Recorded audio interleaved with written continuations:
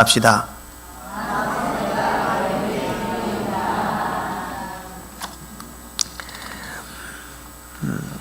어린이 공화국 벤 포스타라고 하는 책이 있습니다. 이 책은 소설이나 꾸며진 이야기가 아니라 실제로 있었던 일화를 이렇게 엮어놓은 책입니다. 1956년 실바 멘데스라고 하는 신부님이 15명의 불우한 아이들과 함께 나라를 세웁니다.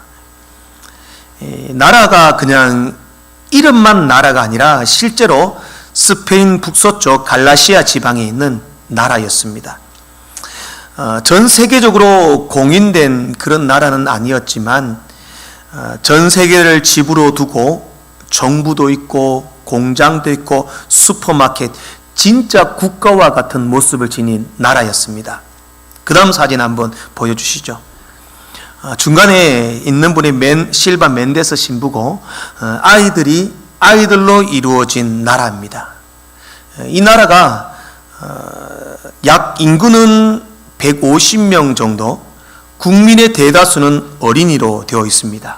어린이들이 나라를 운영합니다. 농장에서 일을 하고 스스로 자급자족하고 자체적으로 텔레비전 방송국을 운영하고 대통령, 시장, 장관까지 다 있습니다.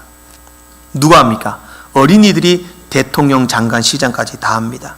그리고 국경 초소에 근무하는 것도 어린이입니다. 어린이들이 초소에를 근무하고 있고 이제 벤포스타를 방문하는 여행객들은 그 어린이들이 입국 심사를 합니다.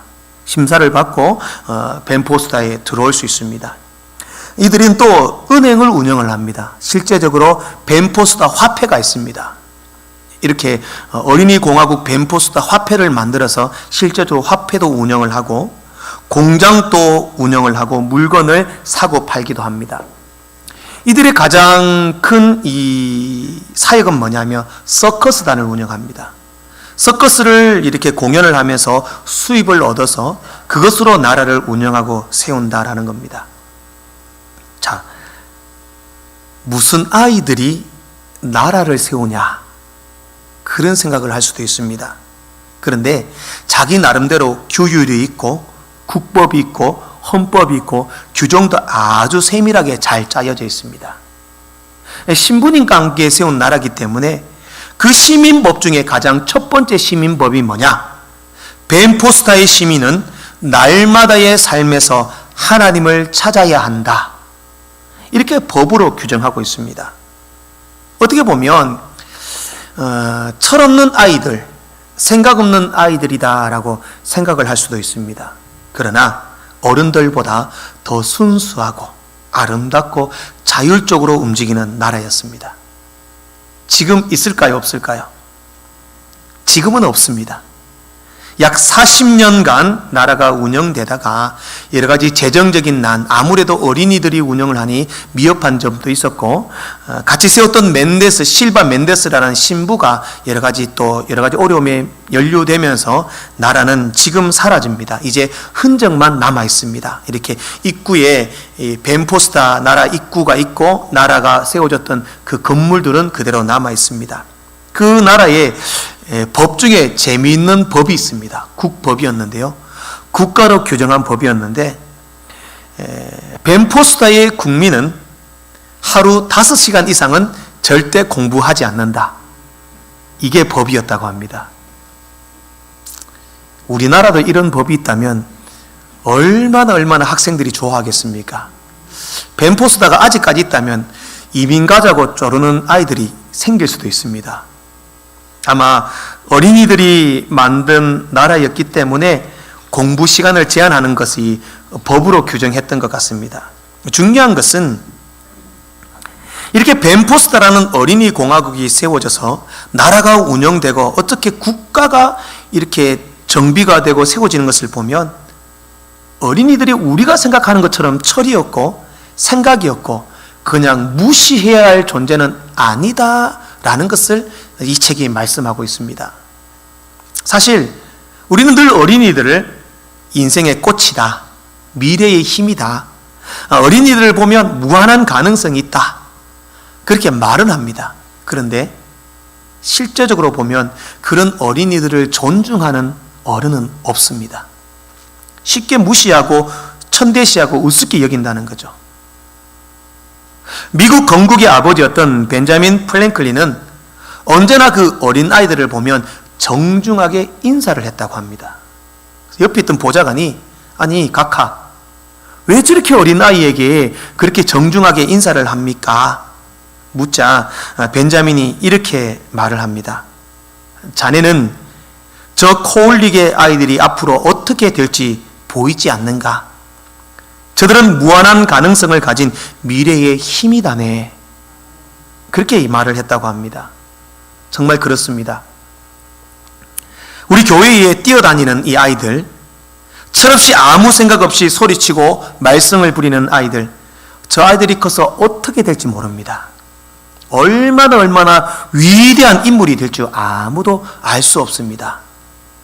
우리는 그저 어리다는 이유 하나만으로 아이를 너무나 무시합니다. 옛날 과거에 약장사들이 동네에 오면 가장 먼저 한 말이 뭡니까? 네, 애들은 가라. 애들은 가라. 얼마나 애들을 천대시했기에 약장사들도 애들을 무시합니다. 말썽 일으키고 문제 일으키는 아이들을 우습게 봐서는 안 됩니다. 그래도 제가 어릴 때 저희 동네에서 가장 말썽쟁이가 바로 저였습니다. 그 말썽쟁이도 훌륭한 목사가 될 수도 있습니다. 사실 이스라엘의 유대인은 여자와 아이들을 사람의 숫자에 포함시키지도 않았습니다. 사람이 아니다라는 거죠. 제가 부목사 시절에 같이 있던 부목사님들이 제가 행정을 하고 있을 때 저한테 묻습니다. 목사님, 이제 예배 숫자를 카운트를 합니다. 몇 명이 오늘 예배에 왔는지 숫자를 세는 데에 어린 아이들은 숫자에 포함시켜야 합니까? 포함시키지 않아야 합니까? 저한테 묻습니다. 제가 뭐라고 말했냐면 어린 아이는 사람이 아닙니까? 예배에 온 어린 아이를 왜 숫자에 포함시키지 않습니까? 예배에 참석했기 때문에 포함시켜라 라고 말을 했습니다. 그러자 하는 말이 뭐냐? 중고등부까지 포함시킵니까? 유초등부도 포함시킵니까? 자, 그러면은 중고등부는 사람이고 유초등부는 사람이 아닙니까? 자, 유초등부까지 포함시켜라. 다 포함시켜라 그랬습니다. 그러자 또 묻습니다. 그럼 목사님, 엄마 품에서 젖 먹고 있는 아이도 숫자에 포함시켜야 합니까? 젖 먹는 아이는 사람이 아닙니까? 저는 중고등부, 유초등부보다 어머니 품에 안겨서 예배에 참석하는 그 영혼이 더 귀한 영혼이라고 믿습니다. 엄마의 품에 안겨서부터 예배드리고 말씀을 듣는다면 분명히 위대한 믿음의 사람으로 자랄 가능성이 있는 사람입니다. 우리는 아이가 앞으로 교회의 미래가 된다, 장래다 그렇게 말을 하지만 너무 사소하게 아이들을 대하는 경향이 있습니다.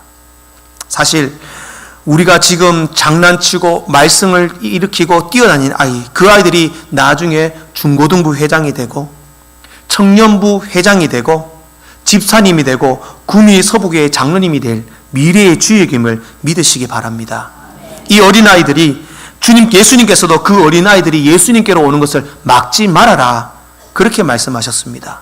그리고 결단코 이 어린아이들과 같이 되지 아니하면 천국에 들어가지 못한다 그렇게 말씀하셨습니다. 주님은 그런 어린아이들을 정말 사랑하셨습니다. 그러면 그 어린아이들을 믿음 안에 잘 자라고 양육시키는 책임이 바로 우리 기성세대들, 부모님 세대들에게 있다라는 사실입니다. 우리가 여호수아와 사사기서를 보면요, 이스라엘 백성들이 이제 모세라는 위대한 지도자와 함께 출애굽하여서 여호수아와 함께 가나안 그 땅을 점령을 하였습니다. 그리고 이제 점령하여 가나안에 정착하여 사는 평화로운 시대가 왔습니다. 모세도 죽고 여호수아도 죽고 민족의 지도자들이 다 죽었습니다. 그리고 평안하게 가나안에 살고 있다가 이 시대가 어떻게 되느냐? 가나안 전쟁을 모르는 시대, 출애굽을 모르는 시대, 광야를 모르는 시대가 오면서 평안하게 살다 보니까 그들이 우상을 숭배하고 거짓과 폐역의 길로 걸어가고 하나님께 범죄하며 하나님께 벌을 받고 정말 엄청난 진노를 받게 됩니다. 이유가 무엇입니까? 교육이 없었다. 가나안 땅에 들어와 살게 되면서 부모님과 먼저 된 세대들이 끊임없이 자녀들을 믿음으로 양육해야 했지만 그렇게 하지 못했다라는 겁니다. 우리가 어떻게 애굽에서 나왔느냐? 하나님이 10가지 재앙으로 기적 같은 은혜로 우리를 애굽에 나오게 하셨다. 홍해 바다를 갈라주셨다. 40년의 광야의 생활이 우리 손이 부르트지 않고 발이 부르트지 않고 옷과 신발이 헤어지지 않고 우리를 그렇게 보호해 주셨다. 구름 기둥과 불 기둥으로 만나와 메추라기로 우리를 인도해 주셨다.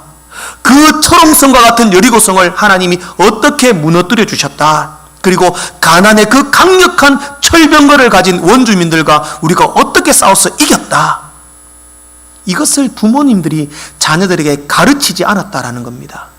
그러니 전쟁을 알지 못하는 세대가 오니 이스라엘 백성들이 급격하게 범죄하고 타락하고 우상을 섬기고 하나님 앞에 죄를 지었다라는 겁니다. 왜 부모들이 그 자녀를 교육하지 못했습니까? 먹고 살기 바빠서.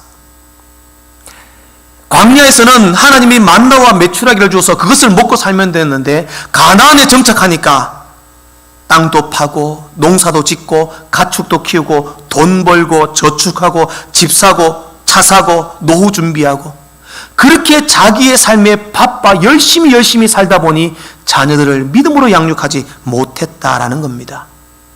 그러니 이스라엘이 범죄하고 그렇게 타락한 길로 걸어가게 되었다라는 겁니다. 우리가 옛날 이야기할 필요 없습니다. 지금 한국 교회는 쇠퇴의 길로 들었습니다.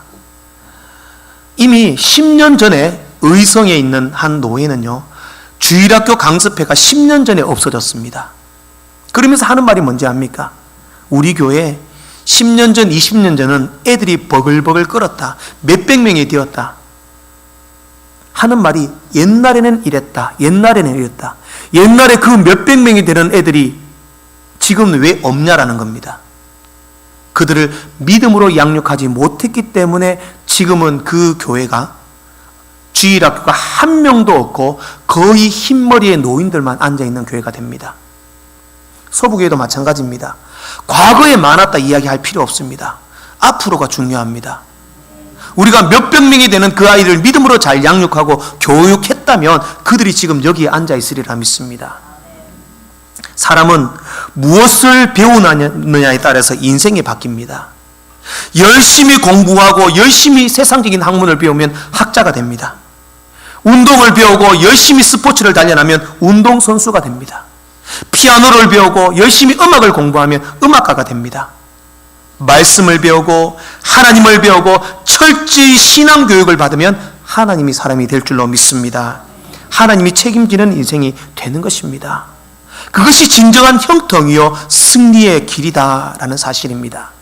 저는 오늘 어린이날 기념주일을 맞이하여 우리가 하나님의 백성된 우리가 우리의 자녀들, 우리의 다음 세대들에게 무엇을 가르칠 것인가? 과연 이스라엘처럼 믿음의 신앙교육을 하지 못해 그들을 범죄하고 죄악에 빠져 멸망의 길로 들어서게 할 것인가? 아니면 철저한 믿음의 교육으로 그들을 믿음 위에 세워 교회의 미래가 되고 다음 세대의 아름다운 하나님의 백성으로 만들어 갈 것인가? 한번 고민하며 은혜 받는 귀한 시간 되기를 소망합니다. 첫 번째로는 유일하신 하나님을 가르쳐야 합니다. 4절 말씀을 우리 같이 함께 읽어보겠습니다. 4절 말씀을 읽겠습니다. 시작.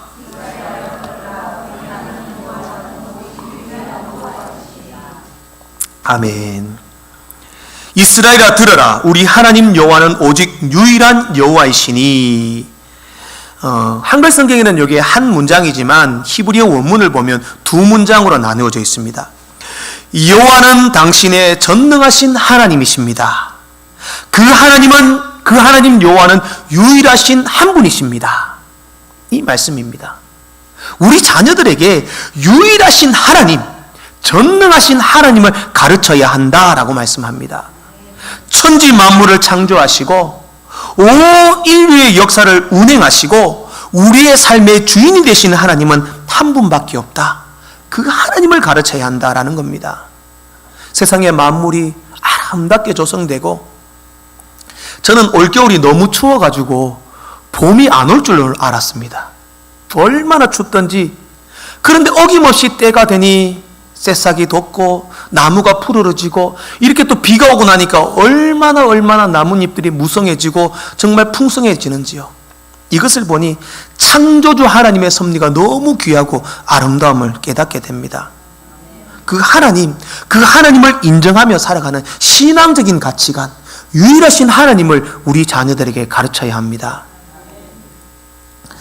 전남대 생물학과 교수로 있던 생물학자 조정일 박사라는 분이 있습니다. 제가 이분의 사연을 한번 예전에 말씀드렸는데요. 딱딱구리를 연구하다가 하나님의 살아계심을 경험했다고 합니다. 딱딱구리 아시죠? 이렇게 딱딱구리 새가 나무를 쪼는 딱딱구리. 한번 생각을 해봅시다. 딱딱구리가 나무를 쪼는데요, 1분에 이 나무를 몇 번이나 쪼냐면 1분에 700번에서 1000번을 쫀답니다. 1분 동안. 자, 1분에 여러분 나무에다가 머리를 한번 700번 박는다고 생각해 보십시오. 그 충격이 어떻게 되겠습니까? 이 딱딱구리 부리가 남아나지도 않을 것이고 골이 흔들려 가지고 저는 죽을 것만 같습니다. 그런데 딱딱구리가 그렇게 나무를 쪼아도 멀쩡한 이유가 있답니다. 이유가 뭐냐? 바로 혀 때문이랍니다. 딱딱구리의 혀는 보통의 혀보다 3배에서 4배나 더 길다고 합니다. 아니 목사님, 혀가 그렇게 긴데 그 긴 혀를 입에 넣어 있으면은 입이 터지든지 숨이 막히든지 어떻게 삽니까? 이게 이 조정 말씀을 드리는데, 딱딱구리 혀가 원래는 우리처럼 여기 입 앞에만 있는 게 아니라 혀가 뇌를 감싸고 있다요. 뇌를 감싸고 있대요. 그래서 이렇게 나무를 쪼을 때마다 그 혀가 뇌를 보호한다는 거죠. 그리고 뭔가 물건을 먹을 때는 그 감춰있던 혀가 앞으로 쑥 나와가지고 먹이를 먹는다는 겁니다. 이렇게 해서 하나님께서 정말 새 한 마리에게 있는 그런 어떤 것까지도 세밀하게 만들어가지고 이렇게 하셨다는 거죠. 그 조정일 박사는 이건 어떤 진화나 어떤 만들어서 가능한 게 아니다. 창조주 하나님의 섭리가 아니고서는 이렇게 될 수가 없다. 그래서 하나님이 창조주이시고 이 세상 만물을 다스린다라는 사실을 깨달았다라는 겁니다. 사랑하는 성도 여러분, 우리는 우리의 다음 세대와 우리의 자녀들에게 전능하신 하나님, 유일하신 창조주 하나님을 살아계심을 믿고 고백하도록 가르쳐야 합니다. 그래서 7절 말씀에 보면 이렇게 말씀합니다. 내 자녀에게 부지런히 가르치며 집에 앉았을 때이든지 길을 갈 때이든지 누워있을 때이든지 일어날 때이든지 이 말씀을 강론하며. 유일하신 하나님을 가르칠 때에 어떻게? 부지런히 가르쳐라. 집에 앉았을 때, 길을 갈 때든 누워있을 때든지 일어날 때든지 이 말씀을 가르쳐라. 실제로 우리는 자녀들이 일어날 때, 누울 때, 길을 갈 때 말씀을 가르치기보다는 항상 부모님들이 하는 말이 있습니다. 네. 공부했나? 숙제 다 했나? 시험 기간 얼마 남았노? 이번에 몇 등 했노? 어디 나가면은 차 조심해라, 길 조심해라, 돈 안 잊어쁘게 주머니 잘 넣어라. 항상 그런 말이 아니라 오늘 우리에게 말은, 성경이 말하는 것은 뭐냐? 창조주 하나님을 가르쳐라. 말끝마다 나오는 게 하나님에 대한 이야기를 해라. 그렇게 말씀합니다. 실제로 이스라엘은 지금도 오늘 이 신명기 6장 7절 말씀을 그대로 실천합니다. 테필린이라고 하는 도구를 사용해가지고 성경 말씀을 넣은 것을 이마에, 미간에 붙이고 손목에 막 줄로 삼아 기호로 붙이고 아이들까지도 이렇게 훈련을 합니다. 그 다음 그림 또 보여주십시오. 실제로 그림을 성경 말씀을 이렇게 매일같이 자기 몸에 붙이고 다니게 이렇게 붙이고 다닙니다. 요 상자 안에 성경은 신명기 오늘 6장 4절부터 9절까지의 말씀이 기록되어 있습니다. 이마에 붙이고 손목에 메고 합니다. 그 다음에는 매주자라고 하는 게 있습니다. 그 다음 그림요. 매주자라고 하는 걸 보면 집 앞에 문설주에 이것을 붙이고 다닙니다. 그 다음 그림요. 이게 우리나라로 따지면 문패와 같은 겁니다. 집 앞에 또 신명기 6장 4절부터 9절 말씀에 이 말씀을 문패에 붙이고 있습니다. 이 말씀이 어떤 말씀이냐면 9절 말씀에 보면 또 내 집 문설주와 바깥 문에 기록할지니라, 이 말씀을 그대로 문자대로 실천하고 있는 겁니다. 이게 맞다 틀리다라고 말하는 것보다도 이만큼 말씀을 가까이 하고 말씀의 훈련을 자녀들에게 시킨다라는 겁니다. 자녀들은 부모님의 모습을 그대로 보고 배웁니다. 부모님이 열심히 말씀의 교육을 받고 신앙교육을 하고 자녀들에게 말씀을 훈련을 시킨다면 자녀들은 그 말씀대로 자라나리라 믿습니다. 그러면 하나님께서는 결코 말씀 가운데 살아계신 유일하신 하나님을 믿는 자녀들을 반드시 책임지신다라는 겁니다. 우리 그것을 그 자녀들에게 가르치고 양육해야 합니다. 사랑하는 성도 여러분, 우리의 다음 세대들과 우리의 자녀들이 참된 인생의 성공, 삶의 성공을 맛보기를 원하신다면 그들의 세상적인 성공과 물질과 형통의 그런 방법들을 가르칠 것이 아니라 유일하신 하나님을 가르치시기 바랍니다. 유일하신 하나님의 말씀을 그들의 마음속에 심어주시길 바랍니다. 그렇다면 창조주 하나님을 믿는 믿음의 자녀가 주님이 책임지시고 승리케 하시고 형통케 하여 주실 것입니다. 마지막으로 하나님 경외함을 가르쳐야 합니다. 본문 2절 말씀을 함께 읽겠습니다. 시작. 곧 너와 내 아들과 내 손자들이 평생에 내 하나님 여호와를 경외하며 내가 너희에게 명한 그 모든 규례와 명령을 지키게 하기 위한 것이며 또 내 나를 장구하게 하기 것이라. 아멘. 계속해서 5절을 보겠습니다. 시작. 너는 마음을 다하고 뜻을 다하고 힘을 다하여 내 하나님 여호와를 사랑하라. 아멘. 바로 하나님을 경외하라라는 말은 하나님을 헤세드 주석에는 두려움으로 사랑하라. 두려움으로 사랑하라.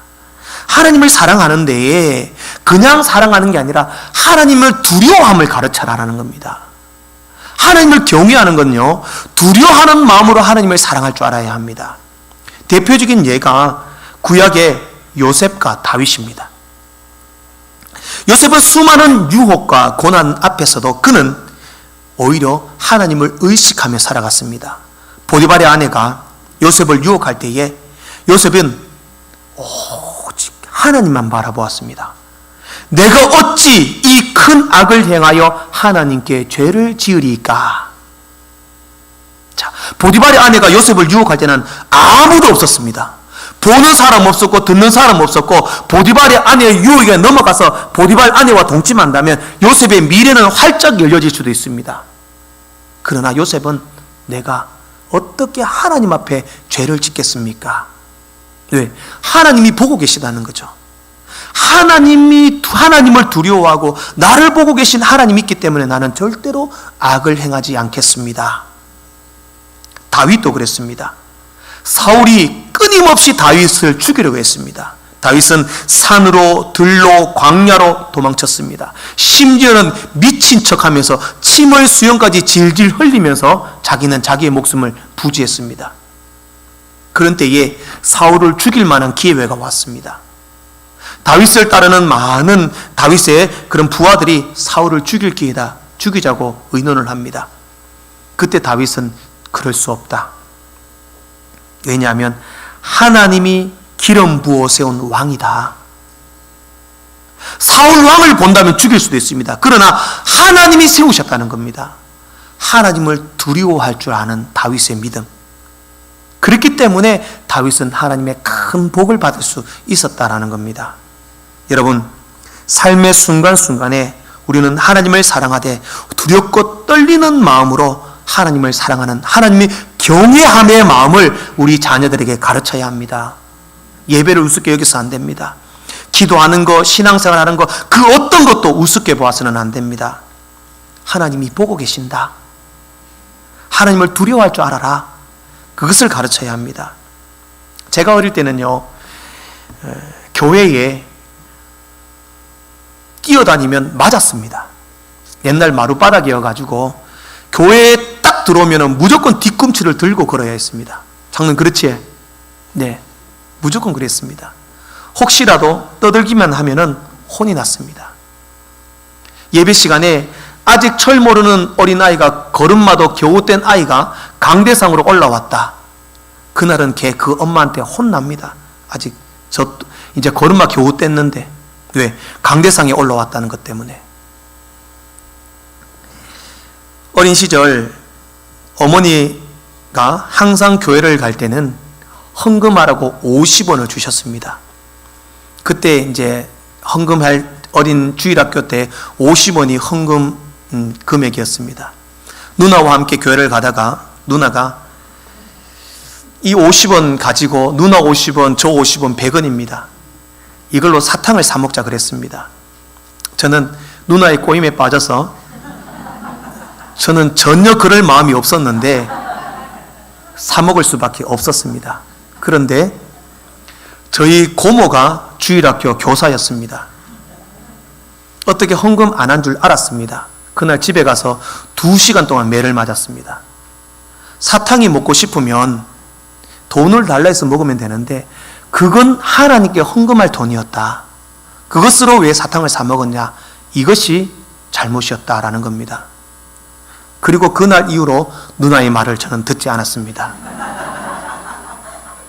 중요한 것은 여호와를 두려워하는, 하나님을 경외할 줄 아는 그 믿음의 신앙을 가르침, 그것이 우리 자녀들에게 지금 필요하다라는 겁니다. 어떻게 예배해야 되고, 어떻게 기도해야 되고, 어떻게 교회의 어른을 공경해야 되고, 어떻게 인사해야 되고. 제가 청년부 모임 가면 항상 빠지지 않고 하는 말, 어른들 보고 인사 잘해라, 인사 잘해라. 교회 다니는 성도들은 예의도 발라야 합니다. 그래야 하나님을 두려워할 줄 압니다. 하나님을 경외하고 두려워하는 자가 복을 받을 줄로 믿습니다. 성경에는요, 항상 말씀합니다. 여호와를 경외하라. 그러면 복이 있을 것이다. 시편 128편 1절에도 여호와를 경외하며 그의 길을 걷는 자마다 복이 있도다. 항상 경외라는 단어와 복이라는 단어 따라옵니다. 붙어 나옵니다. 경외가 나오면 무조건 그 뒤에는 복이 나옵니다. 하나님을 경외하기를 가르친다면 반드시 우리 자녀와 우리의 삶에 하나님이 복을 주시고 책임져 주실 줄로 믿습니다. 여러분 혹시 그 젊은 사람들에게 잘 알려진 악동 뮤지션이라고 하는 이찬혁과 이수연의 남매에 대해서 알고 계실 겁니다. 악뮤라고 그러죠. 왜 악동이라고 했는지 저는 모르지만 이 악동 뮤지션이라고 그래가지고 우리나라 그 오디션 프로그램에 참석해서 우승을 하면서 지금은 매우 실력 있는 이런 가수로 우리에게 잘 알려져 있습니다. 이 악동 뮤지션 이찬혁, 이수연 남매입니다. 몽골 선교사 이성근과 주세희 선교사님의 자녀들입니다. 선교사님 자녀들이라는 거죠. 이 선교사님이 이 자녀들을 데리고 몽골로 선교를 갔습니다. 그런데 처음에는 선교를 가다 대부분 선교사님들이 자녀 교육이 매우 힘듭니다. 왜? 우리나라처럼 교육 환경이 좋지 못하기 때문입니다. 그래서 그곳에서 이제 자녀 교육을 하다가 선교사의 자녀들을 위한 국제학교에 얘들을 보냈습니다. 국제학교에서 영어를 공부하고 외국어를 공부하며 공부를 했는데 돈이 너무 많이 드는 겁니다. 돈이 많이 들어가지고 교육을 포기하고 얘들을 집으로 데리고 와서 집에서 교육을 시킵니다. 부모님들이 홈스쿨링으로 공부를 시키는데 이 애들이 이제 점점 자라기 시작하면서 사춘기가 옵니다. 중학생이 되고 사춘기가 오니까 부모님이 교육하고 양육하는 게 맞지 않습니다. 계속 다툼이 일어나고 분쟁이 일어납니다. 그래서 이성근 선교사님이 항상 한 말이 뭐냐면 나는 항상 일방적으로 혼을 냈고 엄하게 자녀들을 다스렸다. 일방적으로 혼을 냈다는 거죠. 똑바로 해, 이렇게 해야 돼, 막 그렇게 가르쳤다는 거죠. 그러니 이제 아이들이 반항심이 생기게 되었고 부모님과 갈등이 심각해졌고 서로 힘든 상황이 됩니다. 그때 선교사님의 가정이 함께 이렇게 가족 수련회를 갔답니다. 수련회를 가서 이렇게 기도하고 말씀을 보면서 깨달은 게 뭐냐면, 내가 너무 나의 방법으로 자녀를 가르치려 했구나. 그것을 깨닫고 그때부터는 이 자녀들에게 두 가지만 가르쳤다고 합니다. 첫 번째, 하나님을 경외하는 지식. 두 번째로는 하나님의 성품과 능력과 지혜. 이 두 가지만 가르쳤다는 거죠. 그렇게 하나님을 경외하는 지식과 하나님의 성품과 하나님의 능력, 하나님의 지혜, 하나님에 대해서 그때부터는 집중적으로 가르쳤고 애들부터 그대로 놀라고 했답니다. 공부하지 마, 놀아. 마음껏 놀아. 재밌게 놀아. 그렇게 하면서 아이들이 음악에 눈을 뜨게 되고 또 컴퓨터로 음악을 하게 되고 음악을 듣게 되고, 그러면서 지금도 우리나라에서 대표적인 실력 있는 음악가가 되어서 대중의 인기를 누리고 있습니다. 그러면서 또 이런 얘기를 합니다. 이 악동 뮤지션 이찬혁과 이수연, 이 두 사람을 보면 아시죠? 네, 아시죠? 더럽게 못생겼습니다. 솔직히 말씀드리면, 못생겼습니다. 되게 못생겼습니다. 못생겼는데 부모님과 약속을 했답니다. 우리는 아무리 인기를 누리고 돈을 많이 벌어도 절대 성형수술은 하지 않겠다. 왜? 하나님이 내게 주신 모습이 가장 아름답기 때문이다. 그렇게 고백을 했다는 겁니다. 사랑하는 성도 여러분, 우리의 자녀는 내일의 희망입니다. 우리 서부교회의 미래와 힘과 능력입니다. 그럼 그 자녀를 어떻게 양육하고 무엇을 가르치시겠습니까? 세상적인 성공과 부와 명예를 얻는 방법을 가르칠 것이 아니라 유일하신 하나님을 가르치길 원합니다. 유일하신 하나님을 가르치고 하나님을 경외하는 것이, 하나님을 두려워하고 사랑하는 것이 무엇인지를 바로 가르치시길 원합니다. 늦은 게 아닙니다. 목사님, 우리 애들은 이미 다 컸고 시집장가 다 갔습니다. 늦지 않았습니다. 지금이라도 그 하나님을 강조하고 하나님을 가르쳐야 합니다. 그것이 참된 인생의 승리고 하나님께서 여러분의 자녀를 책임지시는 하나님 비결이라는 사실을 믿으시기를 주의 이름으로 축복합니다.